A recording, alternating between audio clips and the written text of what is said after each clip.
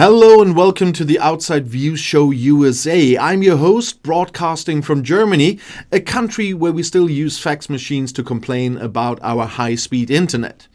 But enough about my local misery. Let's talk about your misery. America, how are we doing? Well, it's the second week of 2026. The Christmas lights are finally coming down, but the political fireworks? Oh, those never stop. It's like the 4th of July, but instead of barbecue, we're serving up high-stakes geopolitical drama and a side of, wait, did he really just do that? You know, being in Germany gives me a unique perspective. Over here, we think a political scandal is when a minister uses the wrong font on a memo.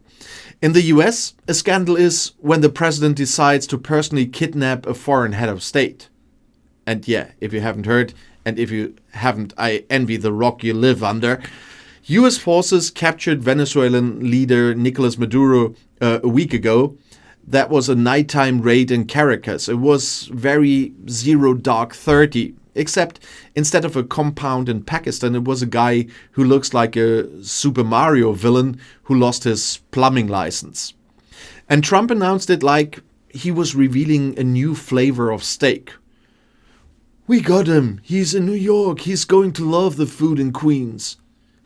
Maduro is now facing narco-trafficking charges, and I haven't seen a man move to New York against his will this quickly since the last time a tourist accidentally got on the A train to Far Rockaway. But while Maduro is getting fitted for an orange jumpsuit, the Trump administration is busy at home. Last week, we got the new dietary guidelines for Americans. And who better to tell you what to eat than HHS Secretary Robert F. Kennedy Jr. RFK and USDA Secretary Brooke Rollins unveiled the historic reset. And the message? Eat real food. Which sounds great until you realize RFK's definition of real food probably involves unpasteurized milk and whatever a bear left behind in the woods. The new guidelines are reclaiming the food pyramid. Remember the food pyramid? It's back. But this time the base isn't bread. It's common sense and protein. They literally want more protein and healthy fats. And RFK basically wants the American diet to be 40% elk meat and 60% skepticism toward vaccines. He's declaring a national health emergency because 70% of adults are overweight. And look, I get it. But telling Americans to stop eating processed food is like telling Germans to stop following rules. It's physically impossible. If you take away the Doritos, the whole Midwest will collapse like a souffle. And let's talk about the energy dominance theme. While RFK is fixing your gut biome, Energy Secretary Chris Wright, who I'm convinced is just 3 oil barrels in a trench coat or something, announced that the US will start seizing and selling Venezuelan oil indefinitely. Trump said, and I quote, "We are going to run the country until we can do a safe transition," which is international law speak for finders keepers, losers weepers, and we are keeping the gas. Secretary of State Marco Rubio is already talking to the interim authorities in Venezuela. He's trying to make Venezuela great again.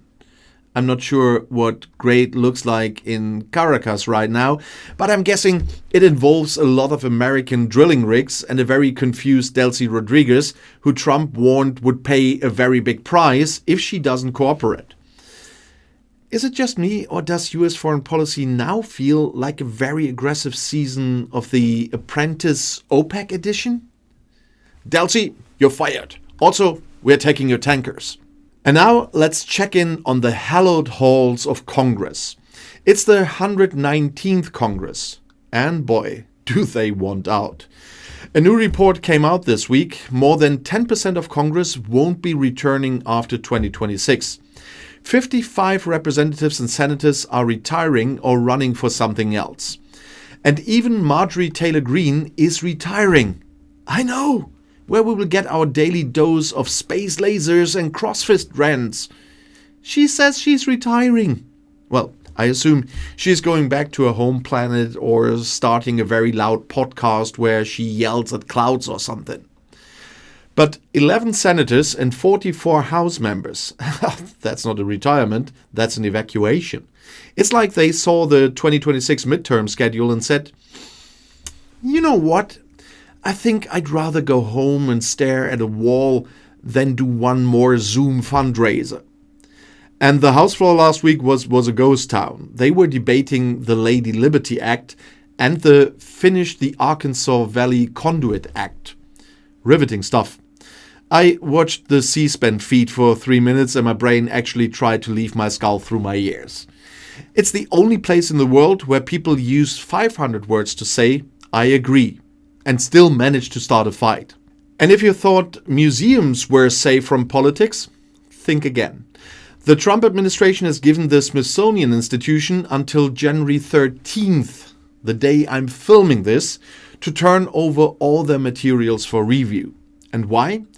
Because the White House wants to ensure alignment with the president's directive to celebrate American exceptionalism. Trump apparently thinks the Smithsonian is too focused on, and I quote, how bad slavery was.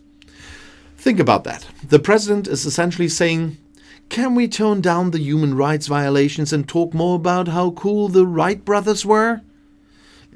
That's going to be interesting. And I can't wait for the new exhibit at the National Museum of American History. The Trail of Tears, a very long scenic walk that everyone enjoyed. Or the Civil War, a disagreement over statues. Well, the secretary of the Smithsonian, Lonnie Bunch, is pushing back. He says he has authority over his programming. Good luck, Lonnie. You're fighting a guy who once tried to buy Greenland. And he doesn't want your exhibits. He wants to put a gold T on the side of the Washington Monument. And since I mentioned it so recklessly, we need to talk about Greenland for a second. Can please someone, anyone in the US send the president a globe or show him a map? Because Donald Trump said he wants Greenland because he doesn't want China or Russia that close to the American border. Just for some factual thinking here. Greenland, which looks bigger on a map than it really is, by the way, is about 1,500 miles away from the US border. And there's Canada in between, just saying. There's another side of that paper. And there, Russia is just 55 miles away from the US border. In case somebody forgot in the US, Alaska is part of the United States. And the Russian border is just 55 miles away from Alaska. But let's go a bit local. And by local, I mean Minneapolis, where things are not so great. There was a massive controversy this week after an ICE agent killed a US citizen in Minneapolis, and the Trump administration is vehemently defending the agent. The FBI has taken the case and, get this, has cut off the local Minnesota authorities' access to the evidence. And Governor Tim Walz is probably vibrating with rage right now. It's a total federal-state showdown here. It's like a Netflix police procedural, but everyone is real and everyone is angry. And meanwhile, in Salt Lake City, there was a shooting outside a Mormon church. 2 were unalived. And it's the kind of headline that usually stops the nation, but in 2026 America, it's buried under stories about Venezuelan oil tankers and RFK Jr.'s war on seed oils. People have become so desensitized that unless a Godzilla-sized eagle attacks the White House, they barely blink. It's weird watching this from Germany. Of course, we have our own problems. Our Chancellor Friedrich Merz is currently trying to convince us that working until we are 85 is kind of patriotic. But at least here, when the government seizes something, it's usually an incorrectly parked bicycle. In America, you guys are seizing entire countries. And I saw a poll this week. Trump's approval is at 45.8%. It's basically a coin flip.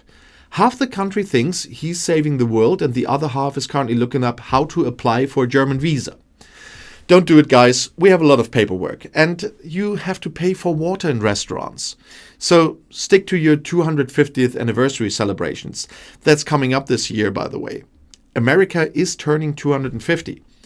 I'm worried about the party. If the Smithsonian review goes through, the birthday cake will just be a giant picture of Donald Trump blowing out the candles for everyone else. And look at the bright side. At least the Stranger Things craze crashed Netflix last week, and for a few hours Americans weren't arguing about Maduro or the border. They were just united in their shared hatred of a loading circle. That's the real American dream. Universal access to 11 and the upside down. And that's our show for tonight. Whether you're in DC, Caracas, or stuck in a museum review board, thanks for watching. And if you enjoyed this look from the outside, hit the like button, subscribe, and tell me in the comments if you had to choose between RFK Jr.'s raw milk diet or a 5-day tour of a Trump-reviewed Smithsonian, which one would kill you faster? I'm Marc, and I'm going to drink some pasteurized milk while I still can. Good night, America, and auf Wiedersehen.